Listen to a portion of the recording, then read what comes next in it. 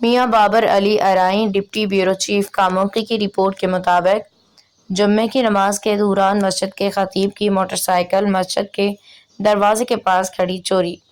Madania town new کھو کی مسجد کے خطیب جمعہ کی نماز پڑھانے کے لیے آئے اور مسجد کے دروازے کے باہر 125 موٹر سائیکل کھڑی کرکے جمعے کی نماز پڑھانے کے بعد باہر آئے تو موٹر سائیکل اپنی جگہ پہ موجود نہیں تھی۔